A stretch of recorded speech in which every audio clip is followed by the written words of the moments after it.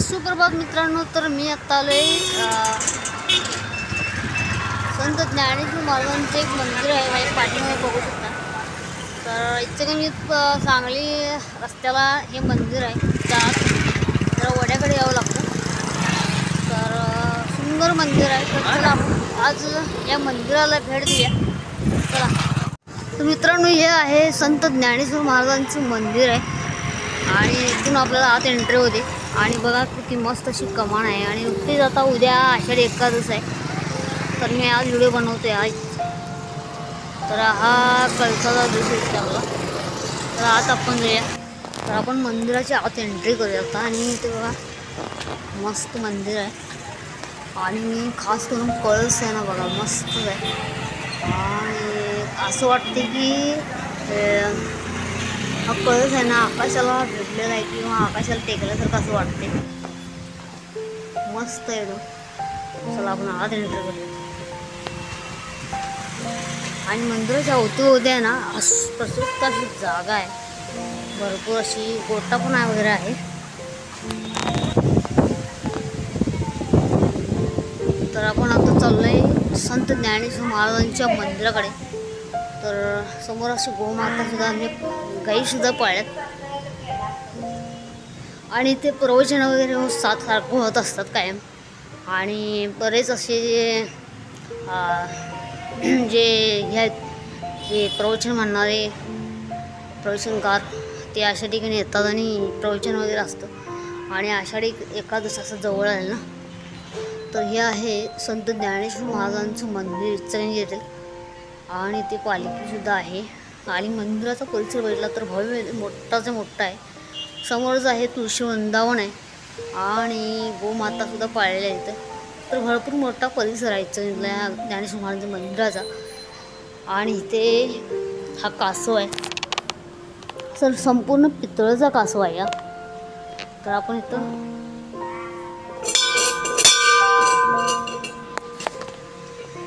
तर आता आपण आत एंट्री करूया संत ज्ञानेश्वर महाराजांच्या मंदिराच्या आत. आणि ही मूर्ती आहे ना संपूर्ण अशी गारजी आहे. आणि खूपच सुंदर मूर्ती आहे. मूर्तीकडे बघतच राहावं असं वाटतं. आणि साक्षात ज्ञानेश्वर महाराजच आपल्या समोर उभे टाकलं की काय असा एक आपल्याला आभास होतो. आणि इथे संत ज्ञानेश्वर महाराजांचे चरण कमल आहेत.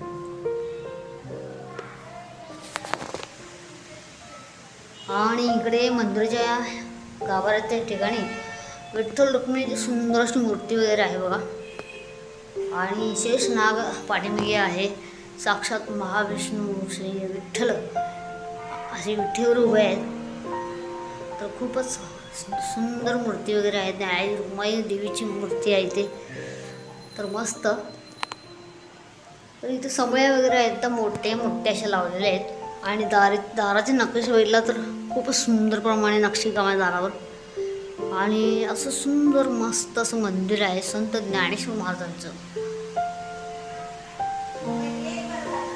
आणि आसपास आहे ना खूप शांतता वगैरे आहे.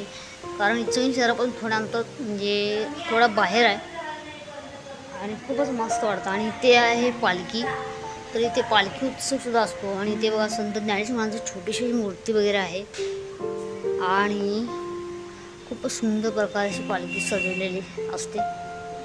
आणि हे बघा श्री संत रामकृष्ण हरी बाळा कृष्ण बाळा साळुंके सभागृह. तर खूपच सुंदर असं मंदिर आहे, परिसर आहे. आणि इथे समोर प्रवचनकार असतात ते बसण्यासाठी इथे जागा वगैरे आहे. इथे गादी वगैरे आहे. ते गोमातासुद्धा म्हणजे गाईसुद्धा पाळल्या जातात. तर भरपूर अशी प्रशस्त जागा येते. त्यामुळे भरपूर असे कार्यक्रम होतात. गोमाता आहे, आई आहे. तर इकडे बघा तुळशी वृंदावन आपल्याला बघायला मिळतं. रामकृष्ण हरी जय जय रामकृष्ण हरी रामकृष्ण हरी जय जय रामकृष्ण हरी. तर सुंदर तुळशी वृंदावन आहे. गोमाता आहे. आणि आजूबाजूला अशी नारळाची वगैरे झाडे आहे बघा. मस्त परिसर आहे. आणि इथे सुद्धा काही एक गोमाता आहे. आणि भव्य दिव्य असं मोठा परिसर आहे. आणखी एक मंदिर उभारले, इतकं मोठा परिसर आहे तर मस्तच. आणि इथून बघा पाठीमागचा कळस दिसतोय संत ज्ञानेश्वर महाराजांच्या मंदिराचा.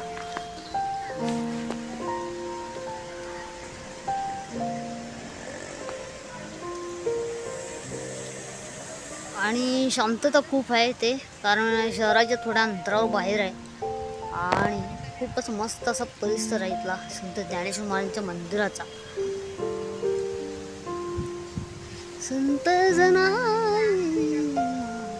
संत ज्ञानेश्वर महाराजांची म्हणजे त्यांची जी कथा आहे ती खूपच मस्त आहे.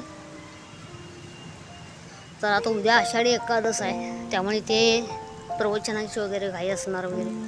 आणि ज्ञानेश्वर महाराजांची पालखी तर निघली आता 4-5 दिवस झाला असेल.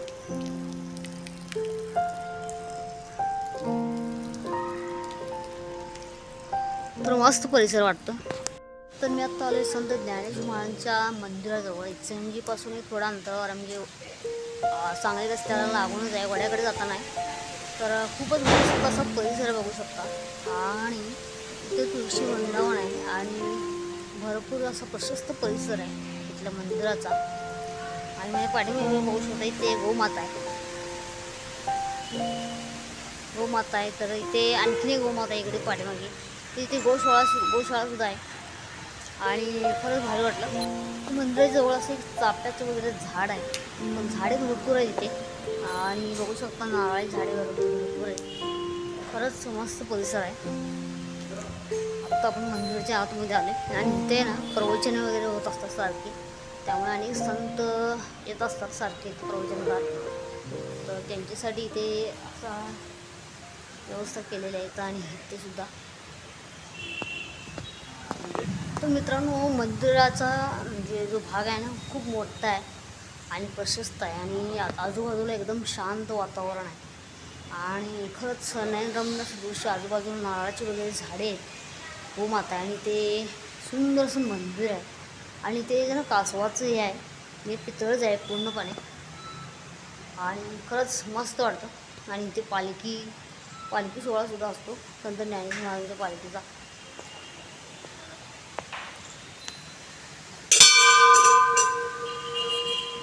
ज्ञानेश्वर महाराजांच्या मंदिरात खरंच खूप मस्त वाटतं बघा.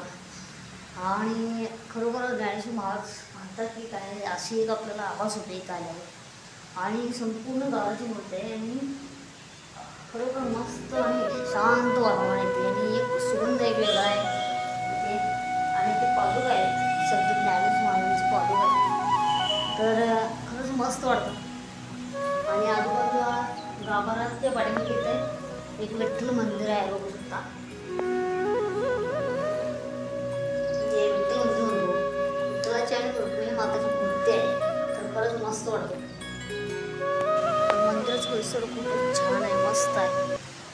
आणि शांत वातावरण आहे एकदम भारी आहे. खरंच मला आवडतं. माऊली तू माऊली जगाची, विठू माऊली तू माऊली जगाची, माऊली मूर्ती विठ्ठलाची, विठ्ठला माय बाबा माऊली ज्ञानेश्वर माऊली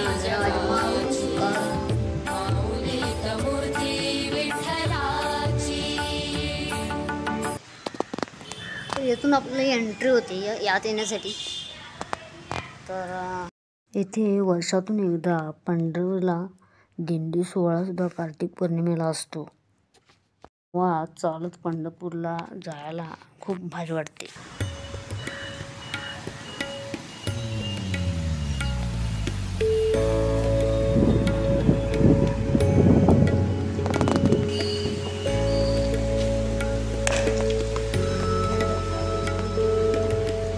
तर इथे अशी गोमाता पाळलेली आहे.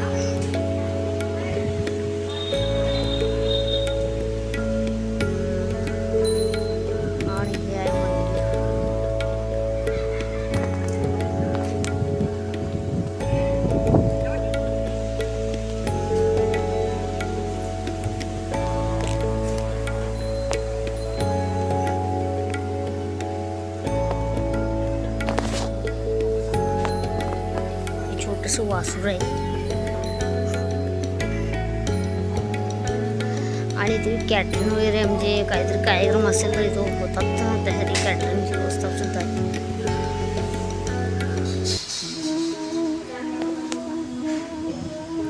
आणि हा दिसतोय मंदिराचा कळस.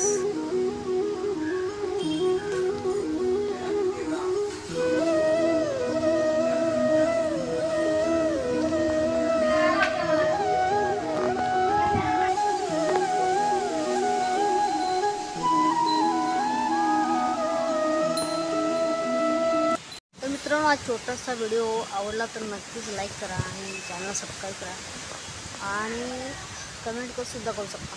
तर भेटूया पुढच्या व्हिडिओमध्ये आणखी.